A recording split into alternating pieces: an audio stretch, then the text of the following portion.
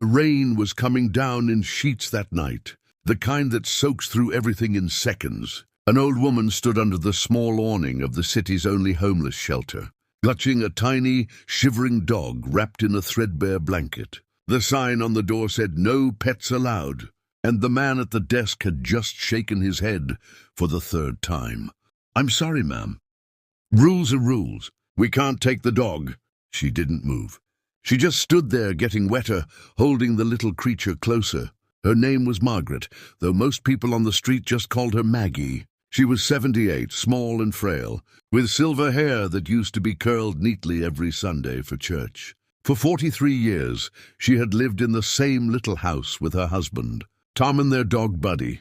Tom had passed 2 winters ago, and then the house was taken by the bank. All she had left in the world was a worn photo in her coat pocket, and Buddy, a 12-year-old terrier mix, with cloudy eyes and a heart that still beat only for her. The shelter worker felt terrible, but his hands were tied. "I wish I could help," he said softly. "Try the church 2 blocks over. Sometimes they bend the rules." Maggie nodded slowly, turned, and started walking back into the rain, Buddy trembling against her chest. She never made it to the church. Halfway down the street, she slipped on the wet pavement and fell hard. Buddy yelped as they hit the ground together. Maggie tried to stand, but her ankle gave way and she crumpled again, tears mixing with the rain on her face. A young nurse named Lisa, just getting off her night shift at the hospital across the street, saw the whole thing. She ran over with her umbrella. "Ma'am, are you okay?" Maggie looked up, soaked and shaking. "I'm fine, dear. Just please, don't take him from me." She was shielding Buddy with her body, like someone might snatch him away. Lisa knelt down in the puddle without caring about her scrubs. "I'm not taking anyone," she said gently. "Let me see your ankle." Maggie hesitated, then let Lisa help her sit on the curb. That's when Buddy poked his little grey head out of the blanket and licked Lisa's hand weakly. Lisa's heart broke right there. She looked at the old woman's worn shoes. The way she kept whispering, "Good boy, we're okay," even though they clearly weren't. And then Maggie said the words that changed everything. "He's all I have left," she whispered, voice cracking. "My Tom's gone. My home's gone. If they take Buddy, I don't want to keep going." Lisa didn't say anything for a long moment. She just covered them both with her umbrella and made a decision. "Come with me," she said. She helped Maggie stand, put an arm around her, and walked her not to the shelter, not to the church, but straight through the hospital's emergency entrance. The security guard started to protest, but Lisa gave him a look that stopped him cold. Inside, she found an empty exam room, brought warm blankets, and got Maggie settled on the bed with Buddy curled safely in her lap. Then she went to find her friend Sarah, who worked in social services. "Sarah," she said, "I have someone you need to meet."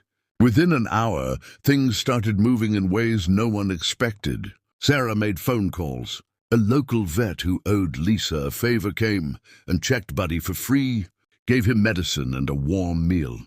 A church that ran a small senior housing program suddenly found they had one open room, and yes, they allowed pets if the animal was a registered emotional support companion.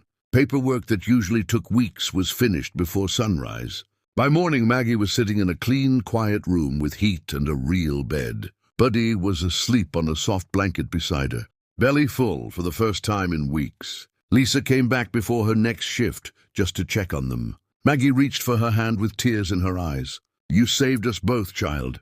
Why did you do all this?" Lisa smiled, eyes shining. "Because last year, when my own mom was sick, a stranger sat with me in a waiting room and held my hand when I thought I'd lose her. She told me kindness always comes back around. Tonight, it was my turn to pass it on." Maggie squeezed her hand tighter. "Now, God bless you, sweetheart."